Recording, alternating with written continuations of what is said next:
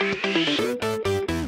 before I kickstart the session, I just wanted to introduce myself, guys. My name is RM. I have more than 14 years of industry experience. I head one of the analytics division at one of the prime company. So yesterday we covered some basics of Excel again, and then we went into some of the useful formulas that you will be using on day-to-day life when you hit the floor or when you're going to join any company and where the work is more towards the Excel. So one thing we talked about, Excel is very, very handy tool. It is one of the best tools that a data analyst or a business analyst can get it to do any kind of analysis. This tool is meant for all the consultants to give any insights, any dimensions, any breakups, good visualization thing. The only disadvantage of Excel is the data handling capacity. The maximum row it can handle is around 10 lakhs, but anything when the records goes more than 1 lakh rows, Excel becomes extremely slow. And that's why there's the emergence of the tools such as SPSS, SAS, R, Python, and then there's the big data technologies what we are going to cover next. But having said that, most of the companies still operate in Excel because a lot of slice and dice, a lot of insights you want to give on the sample data. So as an analyst, if you want to quickly give some of the insights and you're not comfortable with writing the queries, you can simply do a proc survey select or select the random samples from your entire population that your Excel can handle. So let's suppose if I have a 100 millions of records, I can simply pick up random sample of 10% of that, around 1 lakh rows, around 10 lakh rows, around 1 lakh rows into Excel and do my slice and dice on that data as well and give the insights. Because when we do a random sample selection, the samples are actually too representative of total population, and you can easily extrapolate that results to your entire population because it will hold true. And if you want to do that as a skill, then you need to know what are the different formulas you will going to use and how you are going to slice and dice in Excel. So with that context, we covered some of the functions till concatenation. So I'll repeat one more time about sum. Sum is actually used to calculate the summation of uh, any row or any column. Here we have done the summation of the rows, correct? So yesterday we looked at the formula of a random sample, ran between. So that formula basically gives you the values between the minimum value to the higher value, and that is how we assume there's a three tests conducted in this session. One is on statistics, another is on machine learning, and third one on the fundamental of business. And based on the ran between function, we have given the scores to each and every individual in the class. Okay, now I want to know how much score did a person has scored in his exams, correct? So total, if I do simply do the sum, it comes out to be 239, correct? Now if that is the case, we did the sum of all the people, correct? So sum is basically used to calculate the total of any row or any column. Okay, so that is a sum function. Then we looked at the average function. So average is basically summation of the total of that column or that row divided by the number of record it exists, correct? So number of records here are 20, correct? It counts 20, and the sum of the total value divided by the rows total number of counts will give you the average. Okay, so that is the average value. That is how we calculate it. Now we also looked at, if I take the average of all these three columns, and if I take the average of column K, it comes out to be the same. So this average 3, if I sum it up, and the average of column K, it sum it up, that basically means the formula what we talked about, total sum divided by the count of records, is actually hold true. That is how we proved average across both the cases. Okay, then we looked at the importance of count and counted. Now somewhere you might want to do the records where the you don't want to use the average formula, because the case what we talked about yesterday, Average of average is wrong metric. It is not true. Correct. If you take an average of one column, the average of second column, and then you do the average of third, that's not the right way to do the calculations. So what we decided, we should sum the total value, and then we should know the number of records we are counting for, and then do that. So whenever there is a numerical field, correct, we will use count, and whenever there is a text field or non-numerical field, we will use count A. Correct. So we looked at the application. If I use count on the numerical field, it gives exactly 21 records. But if I use on the text count function, it gives me the 0 records. Correct. Now we wanted to make sure that as a best industry practice, you always use count A, because count A also works on numeric data as well as non-numeric data. So whenever you want to take the average of all the numbers, selecting that value, divided total sum of the values divided by count A will give you the better results. And that's why count A is very good function to count the number of records each row it exists. And why this is important, we looked at the function that if there's one row exists, name exists, but the row is blank, then we should not count that record.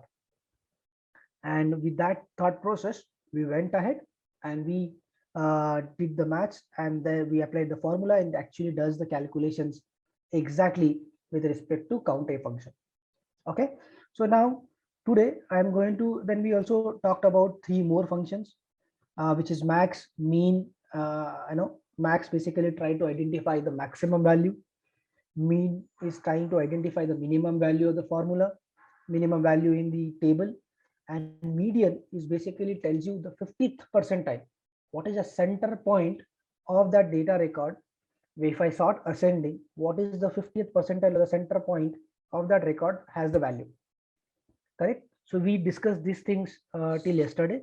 Concatenate function, we looked at it, I'll cover it again. So concatenate function, we discussed in detail, and we have taken the example over here like this. If I look at the day, campaign ID, offer ID, and strategy and description, this is my campaign metadata. Okay, if you join, any one of you who's going to join customer value management team, they'll be play with this, and this will cover in detail in next upcoming session. If this record exists, okay, these are the column exist so this table, how you read on each day, how may what is the campaign ID you launch, and in that campaign what are the number of offers you had. Correct. So we decided we'll do that by active, inactive, and acquisition. So on 22nd of August, I launched close to 2 campaigns which had three offers each. So my evaluation should be for 6 campaigns offer ID. Correct. And I want to know from my second table, what is the customer count that I have targeted. Now considering if I do the VLOOKUP or index match on campaign ID, then chances of getting the duplicate rows are really high, because these rows are keep on repeating. So that is where we identified the importance of taking the concatenate function. So concatenate basically clubs all 3 columns together and create a one index. So we decided to create a primary key, which is combination of day, campaign ID, and offer ID. And we have used the formula concat, column B3, column C, column D. So it basically gets the values and convert that into one alphanumeric as a key.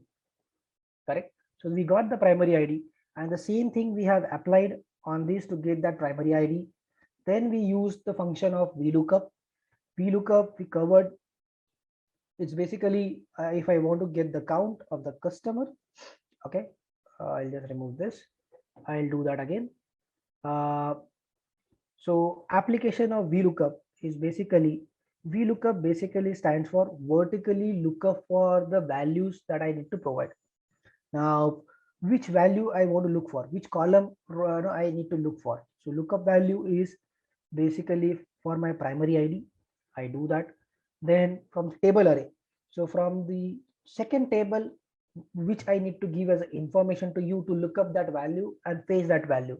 So my second table is basically this. I'll give all the rows to this and try to freeze this. Okay. So first we identify the row from which I need to find exact match. Then we have given the table where the exact match will exist. And then the last thing we'll specify is the column after the primary key. So here the primary key is on the what column I want? Count of customers. Now count of customers, how far is it from the primary key? Is basically 1, 1, 2, 3, 4, and 5. So 5 plus 1. Always n plus 1 is the formula we use. So we have to specify the column index as 6 and the value we are looking for exact match. So if we do the exact match, it will give you the number what you're looking forward for, and just paste the value. So VLOOKUP does work astonishingly very fast. And this basically nothing but a simple join. If you learn SQL, which I'm going to cover up in upcoming sessions, some of the things you will learn in pandas and all, where you learn the joins in Python. So join is basically matching one table information with the second table and getting the required information. Okay, so I wanted to get a customer count as an information from another table to the main table, and I have done VLOOKUP and got the exact value of that. This is how VLOOKUP basically works. This is how much we have covered yesterday, guys. So now let's move forward. Now in yesterday's data, we covered, we added Nagaraj Kumar as an entry, as an extra student, and his all the values are basically null. Now today's session will focus on the formulas as well as how to do the missing data value treatment. Are you fine with that? Okay. So now always remember, guys, one thumb rule. When the data is continuous, when I say the data is continuous, where the different records exist, correct? Then we use average of the data, correct? When the data is non-numerical or countable or distinct, not that distinct exist, then we use mode as a function, correct? And always remember, for the continuous data, you plot the distribution, and if the distribution is left skewed or the right skewed, then you basically decide what to be done, whether you want to take the median or whether you want to take the mode. So it's basically this is the way to look at it, negative direction, correct? So this is basically your tail. We'll just look at it, skewness, images, right skew, it will give you the image. Okay, so this is what your skewness is. Okay, so wherever is your peak, more number of data points exist, or the tail goes, because my tail is towards right hand side, so we call them as right skewed, and it's a negative skewed. So your explanation was other way around. So the right skewed data is basically where my tail is more. Okay, always remember, where is my tail? So this is called tail. So my tail is heavily populated towards the right hand side. That's why it is called right skewed. And in such cases, always better practice is to replace the value by median, not by mean. The reason being, your mean will be much higher than your median, and that basically suggests I have more single values populated towards extreme side, which is higher side. All of us know this is 0, correct?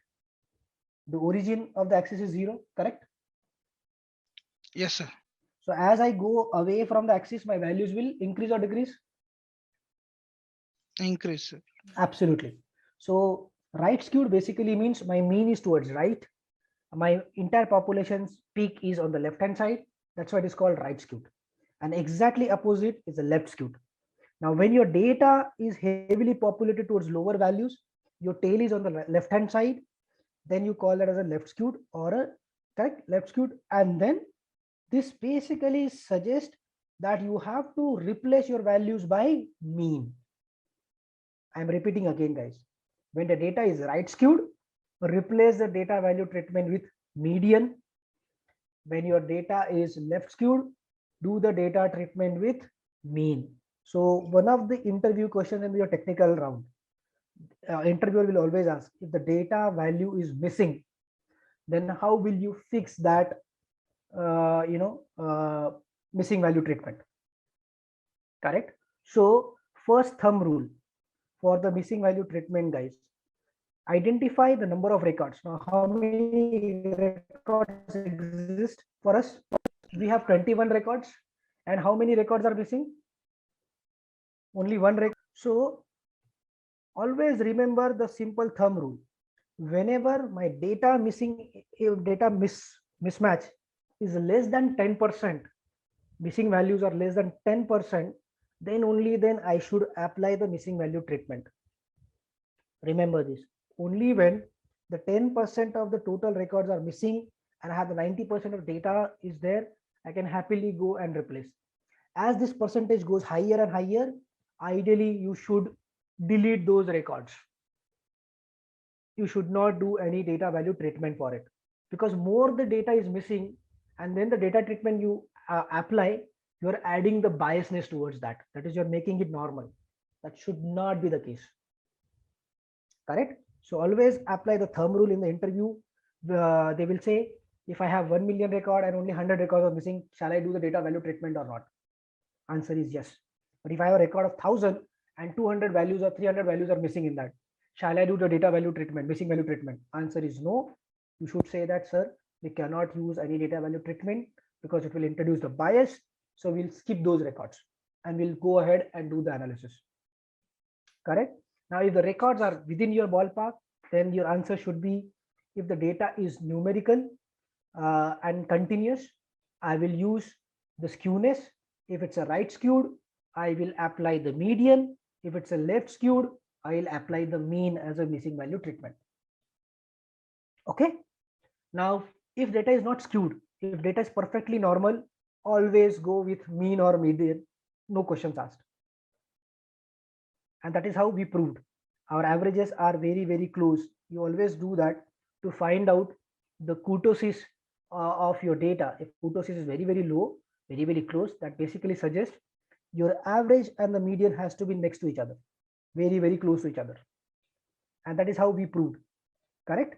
Average is 68.2, my median is 68, my average is 80, my median is 81. They're extremely closer to each other. Okay. So if data is normal, always apply mean. Go ahead with that. Not a big deal. Kind of.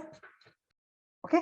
So now, and when data is categorical in nature, correct? Like the state, age is also categorical, guys. Age is not a continuous data, because the number of distinct values I would see only 20 to 26, which is hardly 6. I can easily do that. Correct. Now, if that is the case, if my data is categorical in nature, then I will always apply mode as a function. When my data is categorical and it's missing, I will always go and apply mode as a function. Okay. So now let's do a missing value treatment for this row. Okay. So out of this value, what we will do, we will first get the distinct values and count of that. So as a naked eye, it clearly suggests 24 is highly repeating value, correct? When you apply the data, so we can simply go ahead and apply 24 as a value towards this missing record. Now, if I quickly look, Telangana and AP is fight, Telangana 2, Telangana 3. So there are the 3 Telangana and heavily dominated by AP, correct? So we can simply go and assume this Nagraj Kumar guy comes from AP. Okay. Now here BTech, it is heavily dominated by BTech. So Nagraj Kumar guy has done BTech. Correct? Are you guys with me? Now, under this, I think a lot of people are from the mechanical background in this data. So I can simply go ahead and that Nagraj Kumar is from the mechanical background. Correct? So this is how we did the missing value treatment. Now, we cannot do the mode on the continuous data because numbers are very, very high. Now, as I told you, we can simply go ahead because yesterday we proved that data is completely normally distributed because of proc norm, because of this, the distribution. So we can simply go ahead and replace this value as average, correct? So here we'll apply the function of average of all these values as a missing value treatment.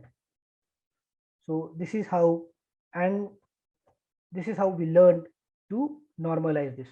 And because the values cannot be in single digits, correct? It's a uh, perfect numerical value. I'm just doing round up as a function so that I'm rounding off to higher number, correct? And number of digits, I don't want 0. If I do that, it populates the exact value for it. Done. Okay. So another way I want to teach you guys the missing value treatment. Let's suppose which is very highly correlated value. Okay. So let's suppose only one of the record is missing. In this case, what we saw, all 3 records were missing. Now, another way, which is more sophisticated way, is to plot a linear regression based on the correlation, which is high-end method, which is more sophisticated method. Okay. Now, how to do that? Now, let's suppose I assume this value is missing. Okay, only one record is missing. Now, I can do this replaced by average also, correct? So average, what is the value will come out if I do that by average? So with average, the value actually comes out to be 75 something, correct? ROU and D, round up, and I want to take the average of these numbers, right? This is one value. Okay, and I'll simply apply the round function on top of that, round up, and I need to specify 0 digit. I did not specify the 0 there, that's why it was not working. Okay, so this is my 75 the value. Now let's look at what is a correlation value as a regression, as a function, as a missing value treatment. Now if I try to plot statistics with machine learning as an example, what is a correlation exist? So another important formula, we will see the correlation value, correct? So correlation basically suggests correlation value can be -1, 0 and +1. I repeat that, correlation can be -1, +1 and 0.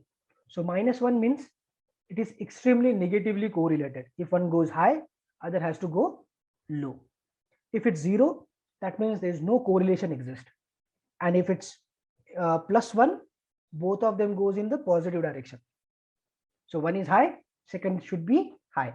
So now what I am going to do, I am going to take the correlation as a function to do the missing value treatment, correct? This is more sophisticated, guys, where people don't want any biasness. Okay, I'll repeat again. If some data scientist who wants to create a very, very high accuracy model where they don't want any biasness of mean mode, they want to look at the sophisticated way, is there some correlation exist and can I replace that value? And the idea is completely towards that. Now what we are going to do, the correlation will try to identify between statistics and machine learning. I'll just type here stats and ML.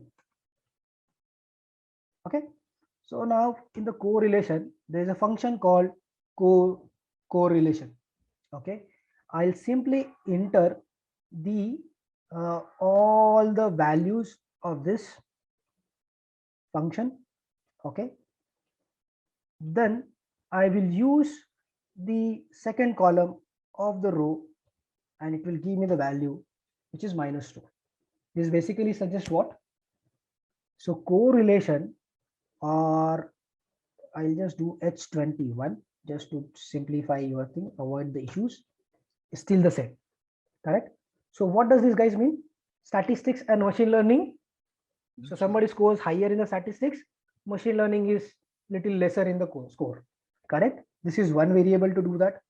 Second way is to do is the correlation of stats and business. Correct? Correlation of the stat and the business. Both of them are saying negatively correlated. Correct? So which is more negatively correlated? Correct? Absolutely. So now what we do basically, correct? So this is negatively correlated. Now what we are going to do? We are going to plot a line of linear regression with the variable of stats.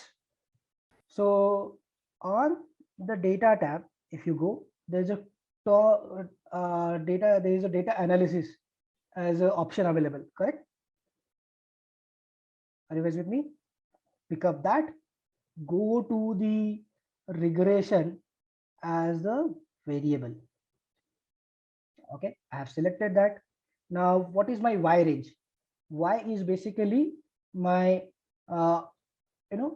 the input range, what I want it's to be measured with, correct? So Y is basically what? Mx plus C, simple slope of the line.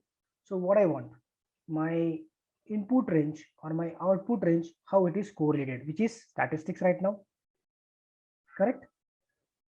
Now my input range based on the correlation we decided I wanted a machine learning as a tool, or we can simply give both the variables, guys. Let's give both the variables to see the importance of that. Fair enough? Okay. This is should be H2. This is not H3. Okay. Now I'll simply press OK. Okay. So the labels I have selected. Is it fine, guys? Can you see the output on the screen of linear regression? Yes, sir. Okay. So this basically suggests, what does it suggest? Now we will go in detail when we'll cover the linear regression. I'll just quickly give you the thing that my R score is 36%. Okay. R square is 0.13. That means my model is extremely bad. I should add more variables to it to make it really, really good. My intercept basically suggests my coefficient is 121. That is slope of the line, which is constant value. It should be 121. And T stats, both of them are heavily negative. So ideally this value I should not be considering. As long when the p value is less than 0.5, then only then this is eligible. Okay. So now let's try to give only one variable to avoid the issue of the data, correct? Because these two values are highly correlated. My models is not doing that great. So ideally I should only give one variable for my model building purpose. So now instead of I2, I'll simply give only I as a variable to see. And if I do that, now you would see, even though my accuracy has gone down, the values are extremely bad. That means both the variables are not that great or significant. So these are not the right variables to choose to replace the values, correct? But assuming the p-value is right, I'm just going ahead and I'm assuming this is right. So now if I have to do the missing value treatment, correct, in the data what I just showed. So my regression function basically suggests what? Where's the output? It's here.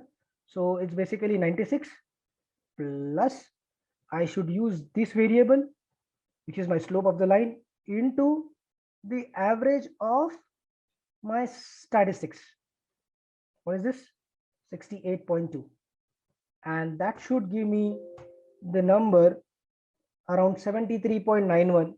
So rounding function is to, what is the value? 74.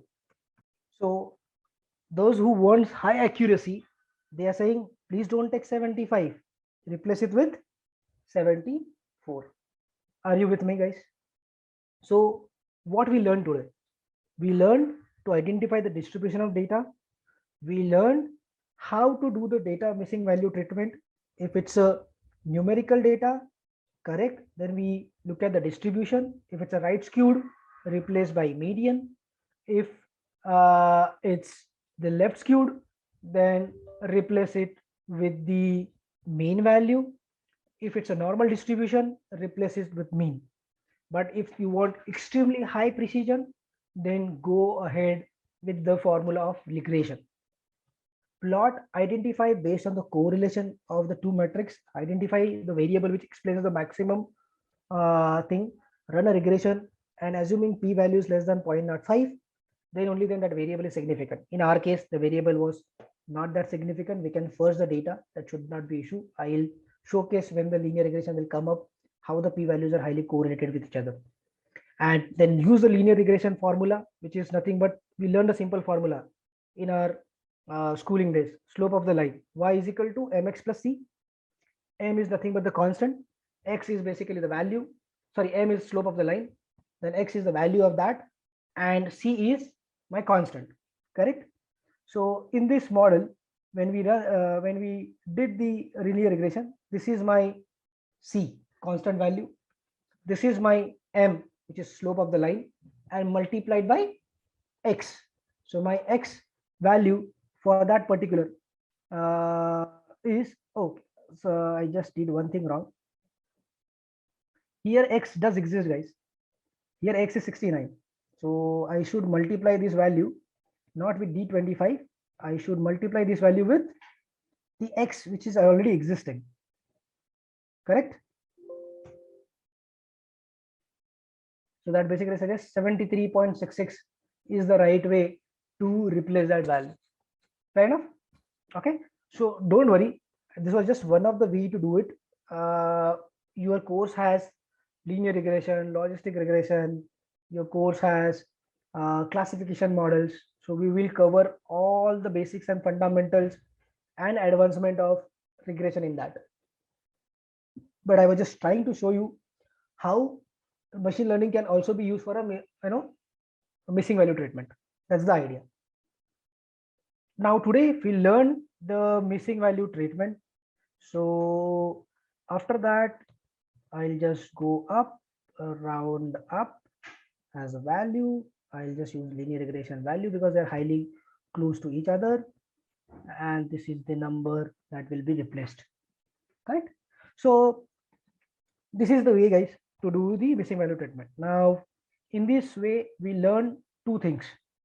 First, we got to know the importance of median, mean, those two functions, and how we can leverage it better for missing value treatment.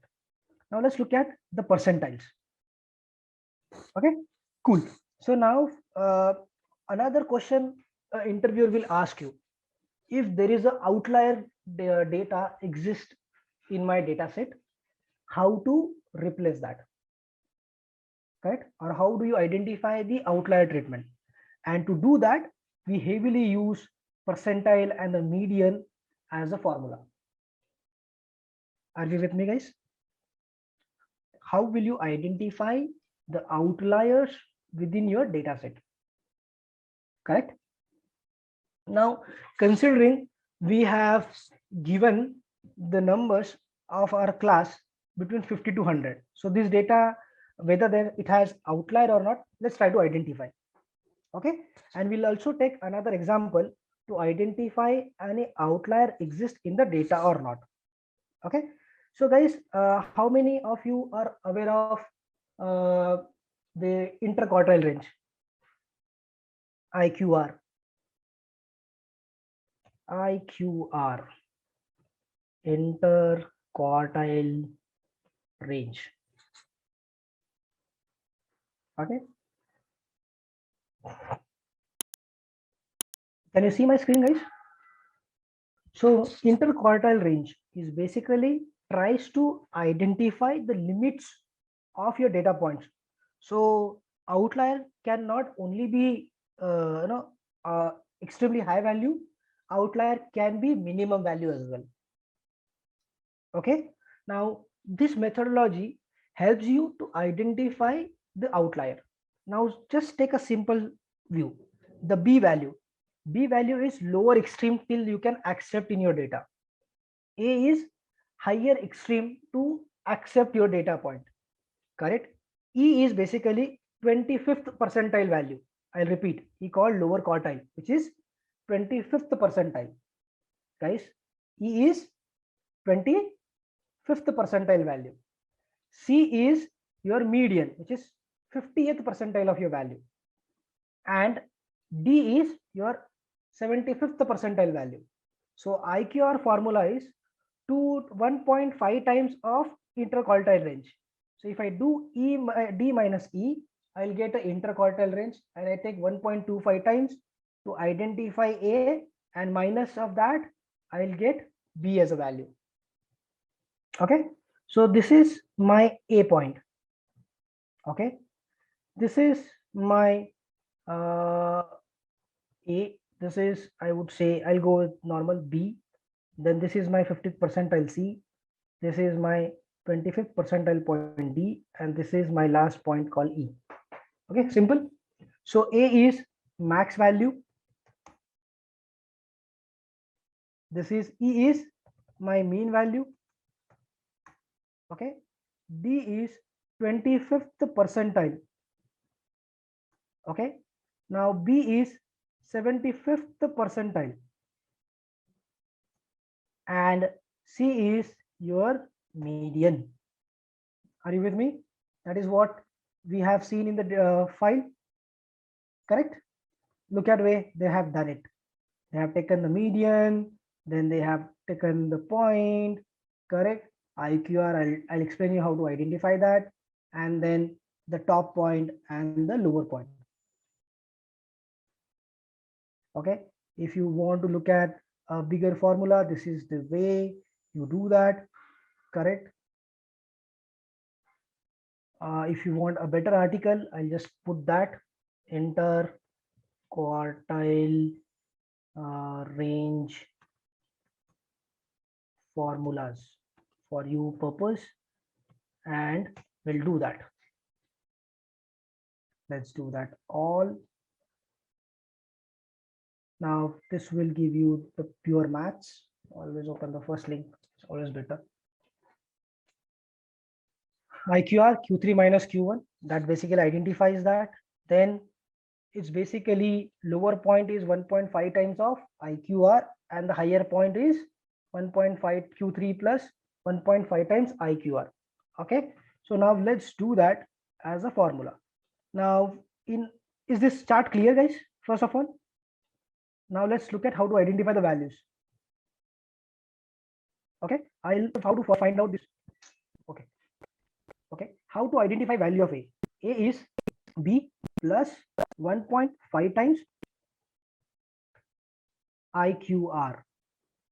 Okay, okay, and E, how we can identify the lower point minimum value is basically D minus 1.25 times IQR. Now what is IQR? IQR is basically the difference of these two values. I will just plot it here. IQR is nothing but B minus D. B minus D, that is IQR. Now let's plot the values in our data to find the outlier treatment. Okay, so now this is our data where I need to find the percentile value, correct? Now our first point was 25th percentile, 25th percentile, then we have 50th percentile, then we have 75th percentile, we have extreme up, and we have extreme low that we can accept as a data point.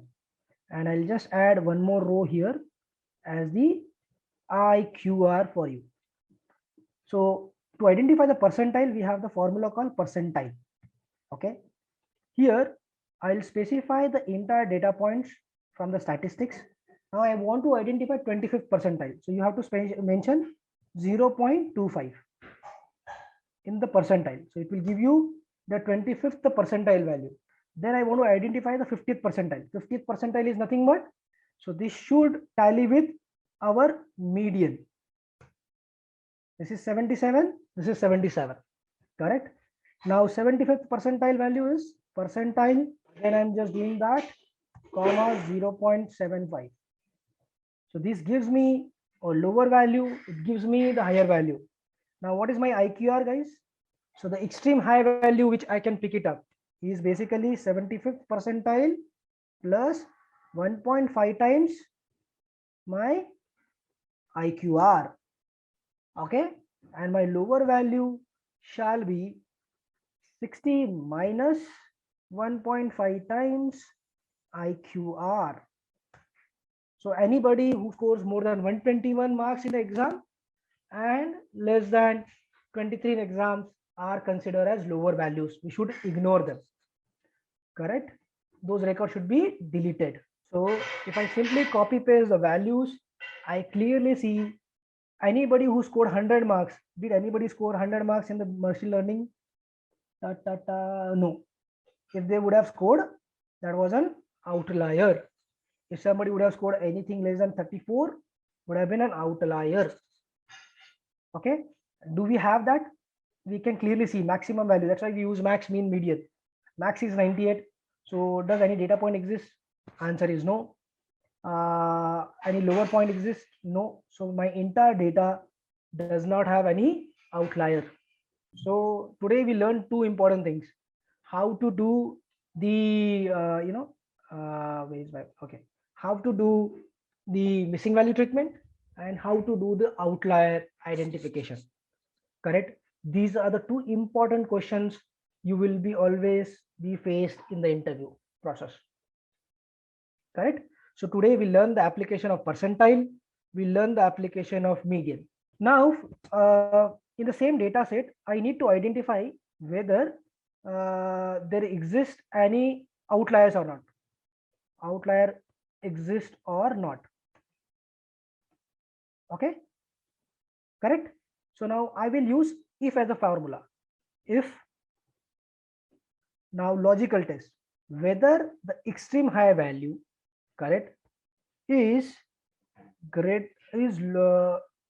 Okay, I'll apply the function called max. We already calculated the max value here, correct? Is max greater Yes, sir. than, if max is greater than extreme value, then it's 1, else 0. So what I'm doing, I'm trying to identify whether my data has an extreme values or not. Okay, so high outlier, answer is no. Is there a low outlier? Low outlier, if I need to identify, if the lower value, minimum value, is less than the IQR, correct, then 1, else 0. Are you guys with me? So what does this suggest? H73 is less than instead of H34, it should be extreme low. My bad. Correct? So this way you identify whether your data has any missing value treatment or not. Now, people always try to identify, as of now, I use two functions. Correct? If I club and with this, how it will work? Whether low and high in single statement. Low and high identification in a single if loop statement. If and I use this. Okay, logical one is basically my max one. Correct. 98 is less than, sorry, is greater than my high value. Second logical test is basically my 25th percentile value or my minimum is lower than the extreme low value, correct, then paste 1, else paste 0. So what function I have used in 2, I have combined 2 together and formed and validated whether the extreme high or low value exists in my data or not. Correct? This AND function of AND is basically like this. In digital, you learned 0 and 1, correct? A and B as two variable. If both of them 0, my output is 0. If one of them is 1 and my B is 0, output is 0. If this is 0, my B is 1, then it is 0. And will give output only when Both of them are 1. Then there is a second function called OR. In our key use case, either low or high we wanted to identify, correct? So instead of OR, even if I can use OR, it would have done this all. And how does OR works? In the digital field, it's exactly opposite to your AND function. When 0, 0, it gives 0. If anything is 1, it will give you 1. So if your purpose of identification is both the variables are true, then only I need the values. If both the variables, if either of the variable is true, if I need the values, then I'll use OR as a function. If I need both the conditions to be satisfied, then I'll use AND as a function. And if I need to flag anything, we will create this function of if. Now let's suppose how I want to identify if function, correct? In the data. Another 5 minutes, guys, please pardon me. Okay, so identify who scored more than 90 marks. Okay, if I want to use this in the statistics, if this value is greater than 90, then 1, else 0, correct? So in the data, when you want to create some of the categorical flags, you will be heavily using the if function, and this will clearly identify the number of people, those who have scored more than 90 marks. Okay, now this is specifically statistics. Now we want to identify, did this guy score in any of the exam more than 90 marks or not? How will you do that? Any exam more than 90 marks. So now this value will become if, and I'll put or, this value is greater than 90, or this value greater than 90, or this value is greater than 90, then I need to put 1, else 0. So at least this guy has scored in one paper. So if I just do the total sum, number of people, those who scored at least 1 in the statistics, more than 90 in the statistics, are 4 people. Those who have scored at least 90 marks in any of the exams are 9. And let's look at, is there anybody in our class who has scored in all 3 exams more than 90? All paper more than 90. Then how you'll do that, guys? Instead of or, what I'll do? Absolutely. So there's not a single guy in our class who has scored more than 90 marks in all 3 subjects. Did you see the application of if and AND, guys? And this is how, when the data preparation will happen, you will use the application of and, if, and or. Thanks for joining the session. Really appreciate your patience. Thank you so much. Have a great day.